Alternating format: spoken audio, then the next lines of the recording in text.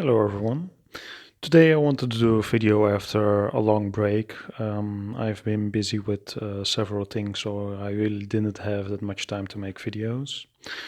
And to just return to to video making, I would like to make a video about a question which has been asked a lot about OLED televisions. I've had this OLED television for, well, almost a year. It's probably shy of a couple of months. And the main question which I get asked a lot is about burn-in and whether I suffer from burn-in, and that it's actually one of the biggest problems with OLED TVs today. And in this video, we'll be going a little bit into if I've ever had burn-in and whether this TV in front of me has burn-in or even had suffered from image retention. And I would like to end the video by giving some tips on how you could prevent burn-in or even prevent image retention. Well, to start off, this TV was bought by me back in August.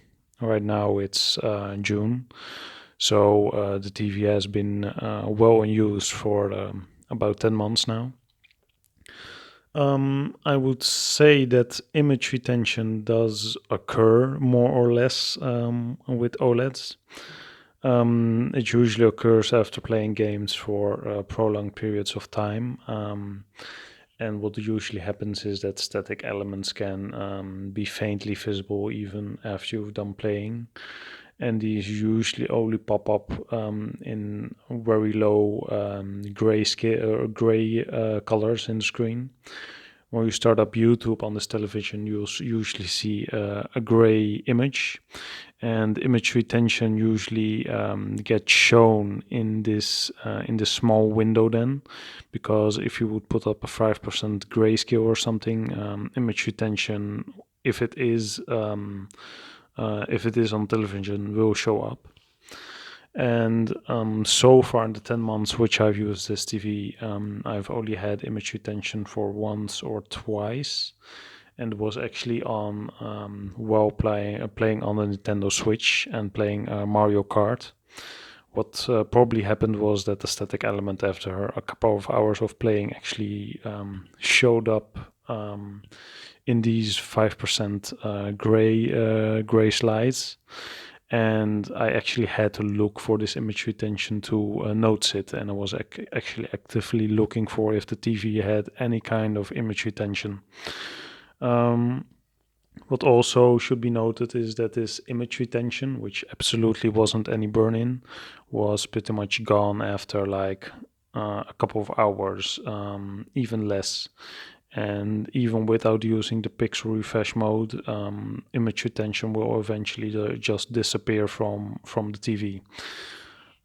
So far, I haven't had any burn-in, and people saying that this TV is very prone to burn-in simply do not seem to have an OLED television, as if you want to get burn-in on a TV like this, you will really have to do your best. You will really have to put static images on the screen for hours on end, just to showcase one of the few examples which in burn-in could occur is if you're going to play YouTube videos, music videos especially, with the static image.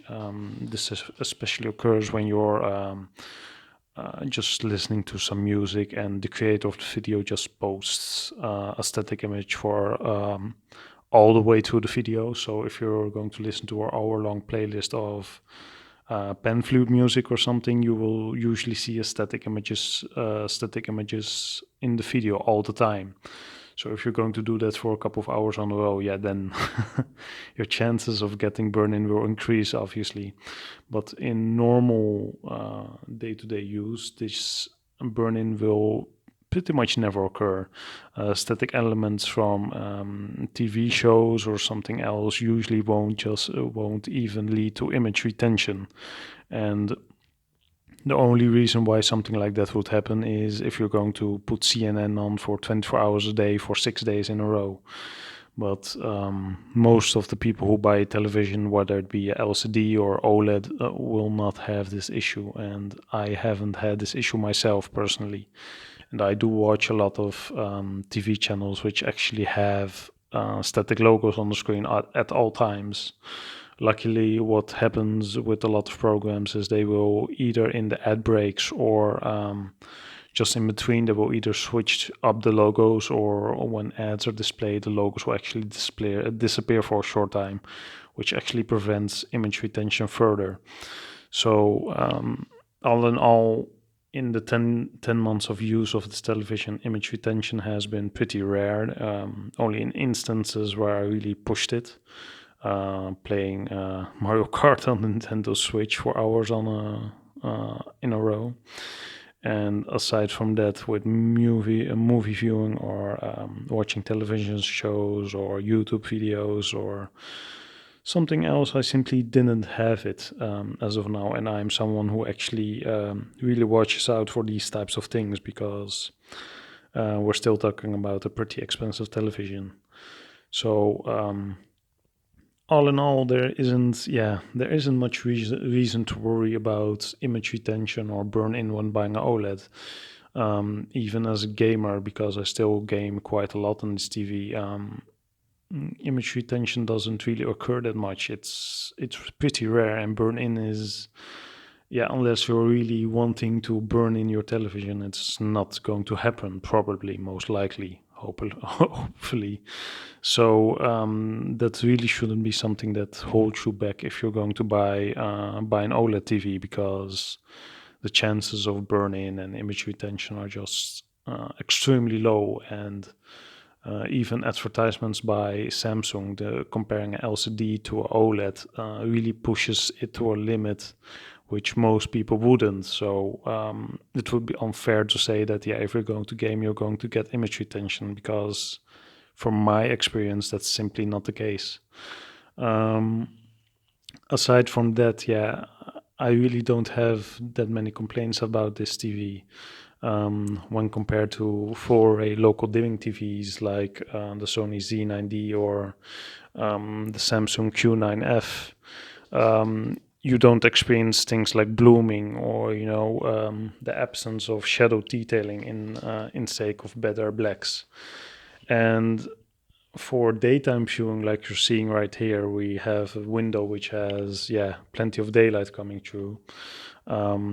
There are reflections from certain corners, but it's not as if you can't watch the picture, because like you're seeing in this video, everything is pretty clear to watch. And the OLED blacks, especially at nighttime viewing, really pop. They really make the colors pop, and you don't have blooming in letterbox bars, or blooming in when there's things like a dark sky scene. So in terms of quality, I would say that even after all this time, I still appreciate the quality which this OLED panel offers. And if I were to switch up my TV, I would probably go again for another OLED display. Um, I don't think I will be replacing this TV this year, because I don't think the changes in TV technology have been so significant that paying an extra thousand for new TV would be worth it.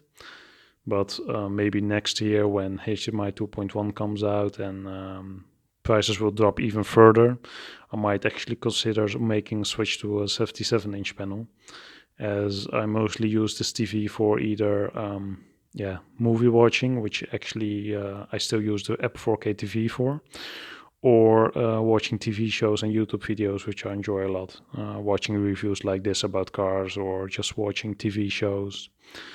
So far I've been pretty happy with TV, and yeah, it's a definite recommender if you're wondering whether you should go for 4A local dimming LCD or OLED. Yeah, for me the choice would be OLED every time. Local dimming TVs do have higher brightness, the top end models like the Z9D or Q9FN. But when it comes to perfect blacks and amazing popping colors, I would definitely go for the OLED. So that was my video. Thanks for watching. I hope you've enjoyed this video as it was my first post in quite some while. I will be posting more regularly, but I was busy the past couple of months, so I didn't really come to making more videos for this channel, which I do regret. But thanks for watching. I'll be posting soon again, and stay tuned. Please don't forget to like, comment, and subscribe. And have a nice day. Goodbye.